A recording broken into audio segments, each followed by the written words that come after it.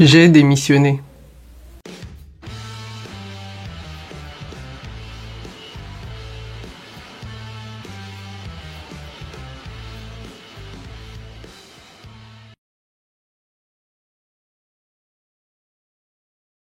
Salut à tous, bienvenue sur la chaîne Réussir au Canada, la chaîne qui va te donner toutes les astuces pour réussir ton immigration et ton intégration au Canada. Je suis Priscille Atanganambida et dans la vidéo d'aujourd'hui, je vais certainement partager avec vous l'une des parties les plus importantes, l'un des moments les plus importants de ma vie ici au Canada.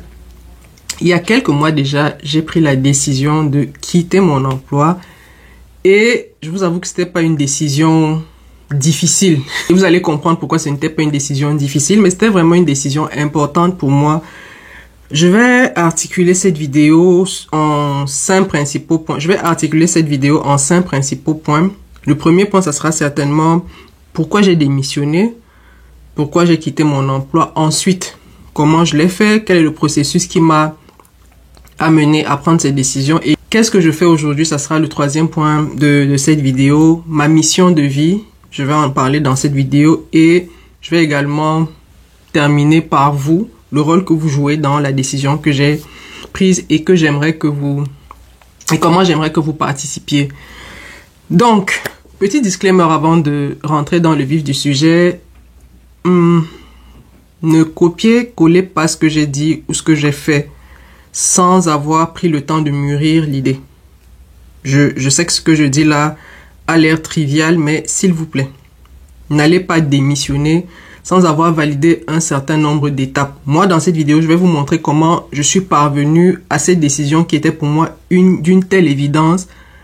Mais vous, si vous n'avez vraiment pas pris la démarche, ce que je vais vous présenter dans cette vidéo, vous n'avez pas pris le temps de valider que c'est vraiment la chose à faire, ne dites pas, ah, Priscille a démissionné, je vais faire pareil. S'il vous plaît, ne vous mettez pas en danger. Parce que moi, à aucun moment dans ce que j'ai eu à faire, je ne me suis mise en danger. Je me suis toujours assuré que j'avais des garde-fous pour sauter le pas. Donc, on rentre dans le vif du sujet. Pourquoi j'ai démissionné? Alors, pour savoir ou pour comprendre pourquoi j'ai démissionné, il faut peut-être remonter à pourquoi j'arrive au Canada. Je ne sais pas si vous avez déjà eu à tomber sur cette vidéo-là sur mon compte TikTok. Mais sur mon compte TikTok, je vous dis un peu dans quel contexte je me retrouve au Canada. Je viens au Canada... Dans un premier temps, je venais en vacances. Je lance ma procédure début Covid et ça traîne un peu. À un moment, mon papa fait une maladie très grave et il a besoin d'aller faire des soins. Je me pose une question vraiment fondamentale. Je me dis, mon papa actuellement vit un moment assez particulier de sa vie et c'est dans ces moments-là qu'on a besoin d'avoir autour de soi des personnes qui nous soutiennent, qui nous aiment. Donc, je me dis, je préfère faire ce geste-là et ne pas avoir de regrets si jamais ça se passe mal pour mon papa, plutôt que de rester là et de me dire, payer un billet d'avion seulement pour aller assister quelqu'un qui est malade et tout. Non, je suis de ceux qui pensent que il faut qu'on s'aime vivant. Il faut qu'on s'aime vivant, c'est quand on a envie qu'on doit s'aimer. Donc, je prends la décision pendant que ma procédure de résidence permanente, ma famille et moi, est en train de suivre son cours. Je demande à mon papa, est-ce que pendant que ma résidence permanente est en attente, est-ce que je peux faire la demande pour le visa visiteur, c'est-à-dire je viens au moins et après je rentre. Donc, longue histoire courte, quand mon visa visiteur aboutit, la résidence permanente de la famille aboutit aussi, mais j'étais déjà prête à voyager. Donc, quand je suis arrivée, ça s'est bien passé. Vous voyez, les papas d'un certain âge, les parents d'un certain âge, quand vous voyez comment ils reprennent goût à la vie, vous voyez comment de le voir avec ses petits-enfants, vous sentez qu'il y a une différence. Je me suis vraiment mise à me poser des questions. Je me suis dit, mais regarde comment ton papa est content de t'avoir à ses côtés, d'avoir ses petits-enfants à côté de lui et tout. Et je me suis posé des questions. C'est même quoi le sens de la vie? Pourquoi on vit? C'est vrai qu'on cherche l'argent, c'est vrai qu'on cherche un ensemble de choses, mais ça n'a pas de prix pour moi. Ça n'a pas de prix pour moi. Ma famille arrive, on déménage sur Montréal parce que mon papa, lui, il habitait Laval. Donc, pendant que j'étais en vacances, j'étais à Laval. Ma famille arrive, on déménage sur Montréal et 3 semaines plus tard, je décroche mon emploi. Il faut dire que c'était un emploi en entrée. Je suis pas rentrée par le haut, mais il faut dire que professionnellement, j'ai grimpé très vite. 3 semaines plus tard, je suis passée du bas à vraiment en haut. La première chose que j'aimerais souligner ici, c'est que même si vous n'avez jamais travaillé au Canada, si vous avez déjà travaillé ailleurs, Ne vous dites pas que c'est négligeable, c'est énorme. Quand je suis rentrée dans le monde professionnel, j'étais certainement comme vous. Je me demandais, est-ce que je vais parvenir à vraiment délivrer le niveau de performance qui est attendu. Vous savez, c'est quand même le Canada, on a une grosse image, on se demande, est-ce qu'on pourra... Mais j'ai envie de vous dire que vos expériences précédentes sont tout à fait valables ici. Je suis rentrée et même quand je suis partie de mon emploi, mon boss me disait toujours, tu as compris l'affaire. C'est-à-dire que tu as délivré la performance, tu as livré la marchandise, comme on dit. J'étais bonne à mon poste. Ça, je vous le dis, j'étais bonne à mon poste. Donc, ne négligez pas les expériences précédentes que vous aviez. Ne les négligez pas. Ne négligez pas ce que vous savez déjà faire. Ne vous sentez pas trop petit. Vous avez votre place ici. Les processus sont les mêmes. Sur un conseil d'administration, on débat des mêmes questions. Sur un comité exécutif, on parle des mêmes choses. Sur un comité de direction, on parle des mêmes choses. Stratégiquement, quand on parle de planification stratégique, ça vous dit quelque chose. Vous savez ce que c'est. Il faut savoir utiliser des outils comme Microsoft Office, Microsoft 360, Teams, Word, Excel, PowerPoint. Soyez bon dans ces outils-là. C'est une petite parenthèse que je fais parce que je sais que beaucoup en regardant cette vidéo vont se dire que « Ah, mais certainement, tu étais... » Non. Vos expériences précédentes sont tout à fait valables ici. Trouvez juste comment vous allez faire des passerelles de sorte que ce que vous saviez précédemment soit utile ici. Ici, on en a besoin. Je n'aime pas trop le dire, mais j'ai parfois vu des choses en entreprise et je me suis dit, waouh, même d'où je viens, on n'est plus à ce niveau-là. Vous voyez? Donc, vous êtes quand même une valeur ajoutée. Maintenant, revenons à la question, pourquoi j'ai démissionné? Alors, je vous ai dit que déjà, partant de mon précédent emploi dans mon pays d'origine, j'avais déjà comme une forme de saturation. Je saturais déjà. C'est-à-dire que quand vous êtes déjà au niveau exécutif, je ne sais pas ce que vous allez encore devoir être professionnellement. C'est-à-dire j'avais déjà goûté à tout ça. C'est-à-dire je savais déjà c'est quoi être... Les postes là, je les avais faits et je travaillais depuis 15 ans. C'est-à-dire que 15 ans professionnellement, ça veut dire ce que ça veut dire. J'aime bien dire que dans la pyramide de Maslow, j'étais déjà à un niveau où je voulais expérimenter autre chose. Donc, l'une des raisons pour lesquelles j'immigre aussi, mon époux et moi, on décide d'immigrer, c'est que je suis vraiment intéressée à entreprendre, à faire quelque chose qui m'appartient moi. Quelque chose que je vais fabriquer de mes mains. Quelque chose que je suis fière de réaliser. Un peu comme votre enfant. C'est-à-dire que vous avez souvent éduqué les enfants des autres, mais là, vous êtes à un endroit, un moment de votre vie où vous dites, je vais avoir mon enfant. J'ai déjà aidé les enfants des autres à grandir. Maintenant, je vais avoir mon enfant. Parce qu'il faut dire que je suis quelqu'un de très rigoureux. Je vous l'ai dit.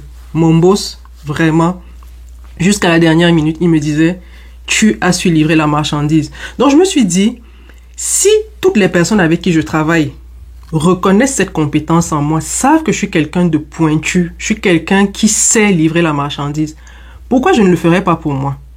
Ça, c'était vraiment une grosse question. Et donc, je voulais le faire dans mon pays d'origine, mais mon époux m'a toujours dit, il y a des choses qu'il faut faire dans des environnements qui sont quand même encadrés, c'est-à-dire où le risque est maîtrisé.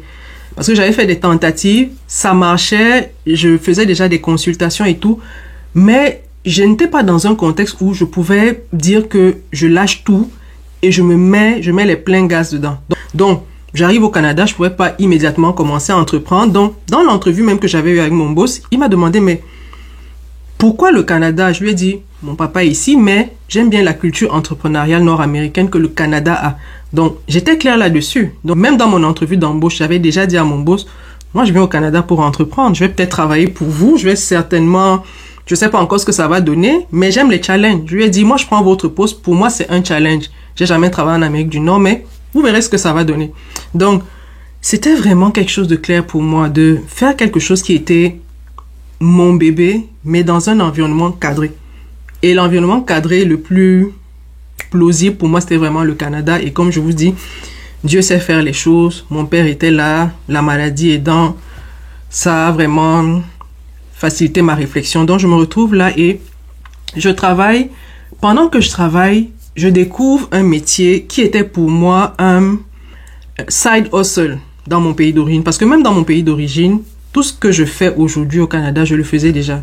Éducation financière, accompagnement des salariés dans les questions financières, accompagnement des nouvelles recrues dans la gestion de leurs finances, accompagnement des retraités à la préparation de la retraite. C'était vraiment ce que je faisais en marge de mon emploi. Toutes les instances où il y avait du personnel, on m'invitait pour que je vienne éduquer les personnes, leur faire comprendre l'importance de la rigueur, leur faire comprendre l'importance d'être discipliné sur le plan financier et tout. Donc, je le faisais en marge de mon travail. Mais comme je vous disais, je pouvais pas le faire à 100% parce que c'était pas encore organisé. Donc, quand j'arrive ici au Canada, je trouve que c'est un métier vraiment organisé qui prend une licence. Il y a des entreprises qui ont mis sur pied des modèles de sorte que vous, en tant que conseiller en sécurité financière, vous pouvez gagner de l'argent là. Et je me dis, wow, ça c'est intéressant. Pourquoi pas donc? Je me bats à fond, je prends ma licence et je le fais d'abord en marge de mon travail. C'est-à-dire que je ne savais pas encore que je lâcherais mon travail de sitôt, non.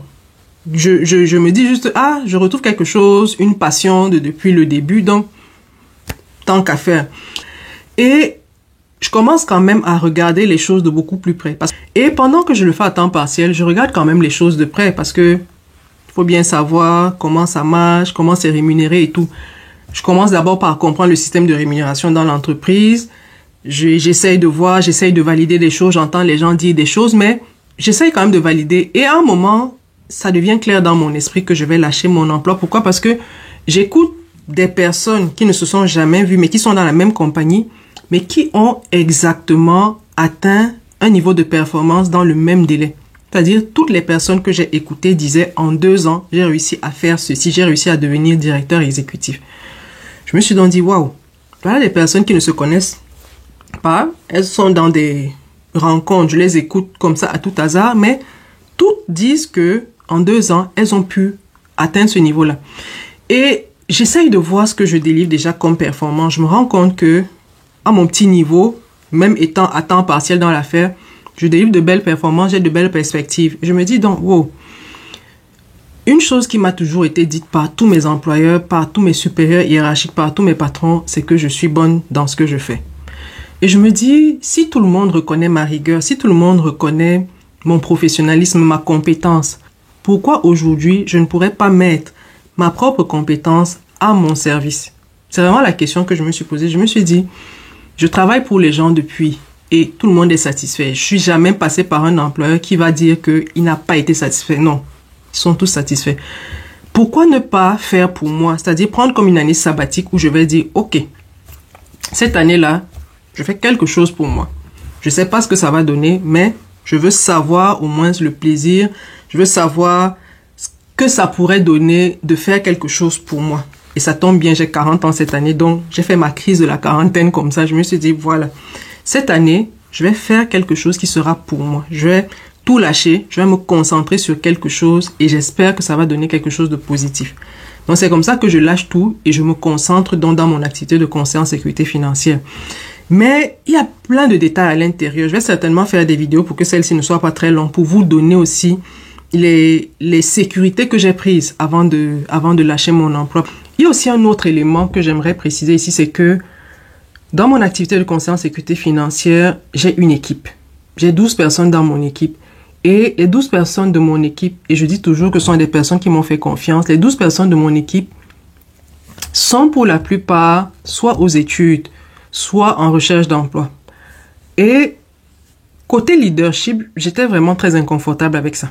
J'étais très inconfortable parce que, connaissant la nature humaine, je me disais toujours, toi tu es en emploi. Ça veut dire que pour toi, c'est un stress en moins. Et tu peux donc te déployer de manière calme, apaisée, en tant que conseiller en sécurité financière. Est-ce que tu penses que si tu étais dans les chaussures de ces personnes qui sont aux études, peut-être parce qu'elles n'ont pas encore trouvé un emploi, ou alors qui sont là, conseiller en sécurité financière, parce qu'elles n'ont pas trouvé un emploi, est-ce que tu penses que tu aurais la même énergie? Est-ce que tu penses que tu es crédible de leur donner des directives, des orientations, et que ces orientations-là seraient pertinentes pour eux et ils les prendraient vraiment au sérieux? Et je me suis donc dit, pour donner des conseils aux gens, il faut vraiment être dans leurs chaussures. Il faut vivre ce qu'ils vivent. Je me suis dit, ok, l'idéal pour être vraiment un leader dans le sens du terme, dans le sens où je l'entends, moi, il faudrait que je lâche mon emploi. parce que je ne peux pas venir m'asseoir avec des gens. Moi, je suis confortable, j'occupe une position confortable et je viens tout le temps leur dire faites ci, faites ça, faites ci. Même si c'est vrai, il y a quand même dans l'esprit de quelqu'un, il va se dire oui, pour toi c'est facile parce que professionnellement, tu n'as aucun... En fait, manger pour toi, c'est pas un problème. Pour moi, manger, c'est un problème. Donc, il fallait que je me retrouve dans la situation de mes équipes pour qui peut-être trouver un emploi, c'était un challenge. Donc, fallait que je me retrouve avec eux et je leur dise, moi, je crois en cette opportunité. Voyez, j'ai tout lâché. Donc, pour moi, c'était un acte de leadership aussi. C'est-à-dire, le fait que je voulais vraiment avoir du temps pour ma famille, ça, c'était vraiment top priority. Je voulais vraiment être avec ma famille, mes enfants, vous voyez. Donc, j'avais une équipe que j'étais en train de bâtir. J'ai des enfants en bas âge. J'ai regardé le système que l'entreprise offrait. Je me suis dit, en 2 ans, je vais atteindre un certain niveau de performance. J'ai pas réfléchi par 2 fois. Vraiment, ça a tourné dans ma tête.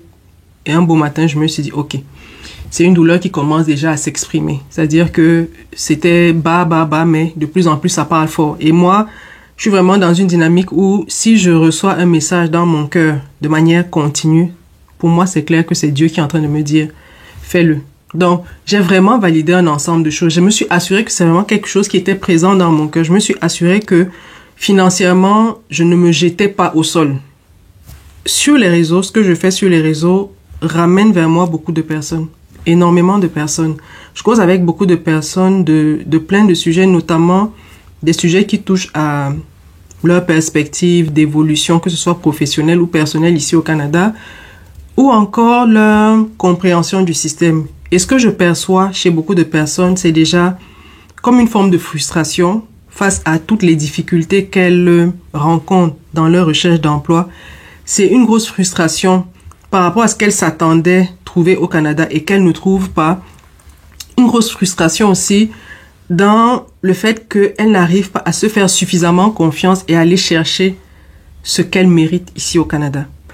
Et je parle donc de ma mission. Sur mes réseaux sociaux, vous m'avez certainement connu parce que je parlais énormément d'emploi, comment trouver un emploi et tout. Je suis vraiment toujours dans cette dynamique. Il y a des personnes qui vont trouver leurs emplois au Canada. Et il y en a. Il y a des emplois au Canada. Mais je voulais être un peu du côté de ces personnes-là qui, comme moi, ne viendraient pas avec un profil qui les rendait pointus ici au Canada. Qui les rendrait pointus ici au Canada.